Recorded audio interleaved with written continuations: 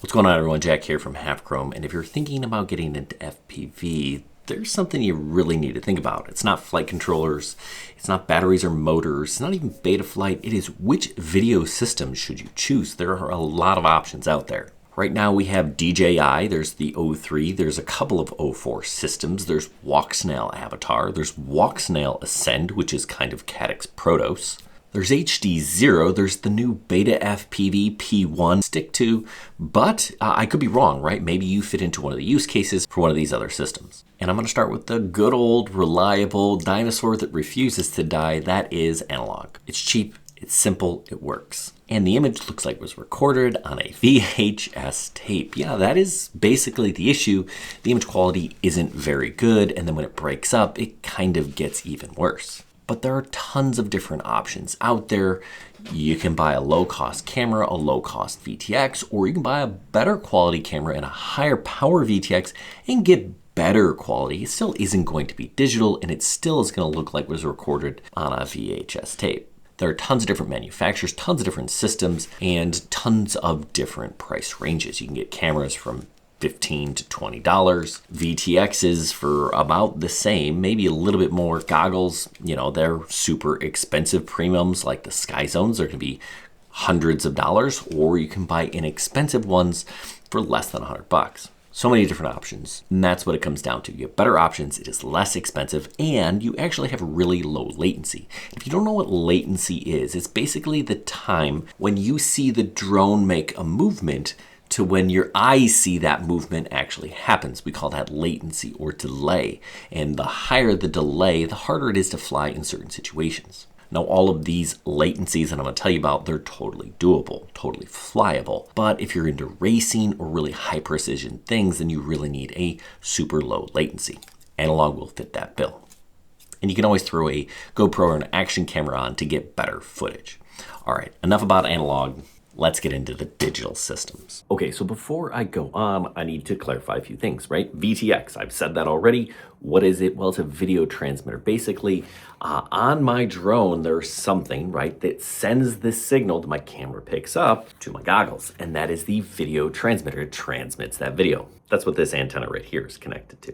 And I'll also say VRX, now the video receiver, a lot of times that's just built into your goggles, but sometimes there's like a standalone unit. This is a standalone VRX for OpenIPC, and I connect this to whatever is gonna receive the picture. The VRX gets the signal from the VTX so that you guys can see what's going on and fly your drone's first person view, or FPV. I'm going to start with the most expensive, that is DJI. Now there's a DJI O4, there's an O4 Pro, and there's some older stuff like O3. For this video's sake, I'm gonna focus on the O4 stuff, and there are actually two different kinds of O4 systems. These two drones here are both DJI O4, and they're small, you can get them in big or whatever, but this is the O4 Pro. You can see this camera here is pretty big versus this smaller. A lot of people refer to this as O4 Lite, but it's actually just the O4 system. Now DJI is 100% the best in terms of image quality. It also has really good penetration. You can record right on board these drones,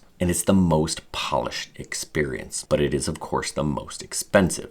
And there's that whole DJI getting banned in the United States. These things are not actually banned, it's just the new DJI stuff that is banned, but it's still getting harder to come by in the United States. This O4 Pro has a 1/1.3 sensor, which means it is going to do the best in terms of low light situations when you're getting good image quality, whereas the smaller one here is a 1/2" sensor. They will both do 4K 60 frames a second recording. You can get down to 15 milliseconds on the O4 Pro, this guy, and 20 milliseconds of latency on the O4 Lite. The Pro says you're gonna get up to 15 kilometers of range versus this guy only 10 kilometers. That's pretty darn far. The O4 Pro is obviously bigger and heavier and actually has a wider field of view, 55 degrees, whereas this Lite unit is just 117-ish. So, yeah, that's actually kind of a big deal. And a lot of people put adapters on like this to get a wider, closer, more immersive field of view that just most FPV pilots like. But DJI is hands down the best quality. but the most expensive. Next system I'm going to talk about is Walksnail Avatar, and it is kind of like a DJI Lite. Most people think it was actually developed from DJI, so it kind of split from that. And I believe it uses artisan chips, what I'll get into later, but it's really good quality, not quite as good as DJI. Probably closer to like their O3 stuff, but I think that's still a little bit better. These goggles, these are their top of the line goggles. They're $460, but they do make VRXs, or basically modules that you can connect to other goggles if you happen to have them that have an HDI input. Latency is going to be somewhere between 20 and 30 milliseconds. That actually kind of depends on which camera and VTX you get, and those again range in prices. I'm actually going to put together a full chart that you can take a look at. It's up here on the screen right now, but it'll also be on my website if you want to look at it, or listen if you have questions. This is not a scientific experiment or a scientific breakdown of these things, but rather these are my opinions and some of the research that I've done and the flying that I've done with them. So at the end of the day, Walksnail Avatar, less expensive than DJI, just not quite as nice. And the penetration or the range that you're going to get isn't quite as good. Still pretty solid though. Now, Walksnail Ascent or Caddx Protos is a little deceiving. It's kind of like their less expensive version, and they're not compatible with each other. So that system, which I don't actually have, that's the one that I haven't tested. I've done some research on it, and it's actually very similar to the BetaFPV P1. Different protocol, different goggles, a little bit less expensive. So I don't actually have any footage from the Protos, so I found the guy that is maybe the best in FPV in terms of educating people, and that's Joshua Bardwell. This is his video, and if you haven't subscribed to him, you need to do that if you're gonna fly an FPV drone. You can buy it as a kit if you want. The latency is going to be a little bit higher, 30 to 40 milliseconds. The quality is not quite as nice, so something to think about. But it's there. All right, this one is next. This is HDZero, and this one is closest to analog in terms of feel and latency. This is really low latency, so if you're into racing, this may be the system for you. Now, it also has a fixed latency, which Walksnail and DJI and some of those other systems don't, where the latency actually changes, and that can make things a little bit different. As when those quads are close to you, they perform really well, and as they get further away, they perform worse, whereas it's consistent with HDZero, and I'm a big fan of that. This is what you want for precision flying. It's more of an open ecosystem, but you still need HDZero stuff, right? There are a few different manufacturers that will make HDZero equipment, but at the end of the day, you still need HDZero stuff in order to fly HDZero, which is kind of the theme for all of these. The image quality is where this one really has its downside. Yes, it is better than analog. No, it is not nearly as good as probably any of the other digital systems I'm talking about today. But there are lots of different options in terms of VTXs, and you could even get a VRX, basically a module that you can stick on an existing pair of goggles. So if you had, say, a set of analog goggles and you wanted to add HDZero, you could if you bought an HDZero VRX. And actually, these are my HDZero goggles, which you can see I have an analog module on here, and I could actually, with this HDMI in, put on something like, say, Walksnail. Now, DJI doesn't have a VRX, so I can't add DJI to anything other than to DJI goggles. So definitely a solid option. Now, these are my BetaFPV VR04 goggles, and these goggles work with the Artlynk system from BetaFPV in their P1 VTX, and I'm a big fan of it, actually. It's a small little VTX that I put in this quad here,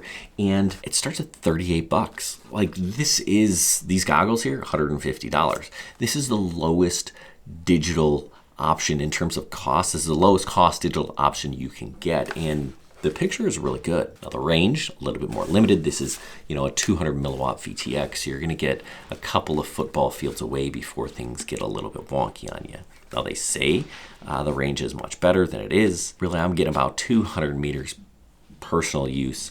DJI, you're getting miles, right? Walksnail, you're getting pretty far. HDZero, super far. Analog, depends on what VTX you get, but this one here, really new, really kind of limited, but they are saying they may be working with other companies and kind of allowing them to make compatible stuff. So that would be really cool, but hasn't happened yet. And this here is my Wyvern OpenIPC VRX. I can put this on my goggles. my HDZero goggles or whatever goggles I want and fly it with OpenIPC. Now, this is an open source system and it's fairly new and still developing. It's kind of experimental, but it isn't plug and play. It is getting better. Emacs is actually doing a lot of good work with this, and they just released a 200 milliwatt VTX. I don't have my hands on that yet. I just don't have time to review it. But this system, lots of different cost options. You can buy fairly inexpensive stuff if you're building your own. This basically started with Wi-Fi cameras and whatnot. You can do it really cheap, or you can buy some systems that are starting to be produced that are more plug and play. But it's still a little experimental and it still has some work to do. But if you're a tinker, this may be something to consider. Okay, so you heard a little bit about each one, but I think there are 4 options that you should probably consider. One is DJI. Right? If you want the best, if you want the best quality, if you want really good range and you want it just to be easy, that's where you go. It's great for creators. It's great for freestyle pilots. It's great for people who just want things that are easy and work. And it's good for people with deep pockets because it's expensive. So number 2, HDZero. HDZero is great for latency. There's lots of different size options, so you can go really small for tiny whoops. Great for racer, great for proximity flyers, great for people who need precision, and it's great for people that prioritize control over kind of that visual. It's an upgrade from analog, but it isn't the crystal clear digital that you're used to. Number 3, yes, analog, the good old dinosaur that is analog, is still a reliable and good option. It is the least expensive, tons of options, lots of videos out there on how to use it. The latency is great. So it's a great place to start if you're not sure where to commit. Hopefully this video is helping you, but still, analog, great place to start. And number 4, Artlynk, the BetaFPV P1. It is so nice and inexpensive, right? It's kind of like the bang for your buck option. It's great for beginners. It's not expensive, pretty easy to set up. It's not DJI, but quality is still really good. Here's a short video with those 4 systems side by side. Now this is the DJI O4 Lite, right? So you have that narrower field of view.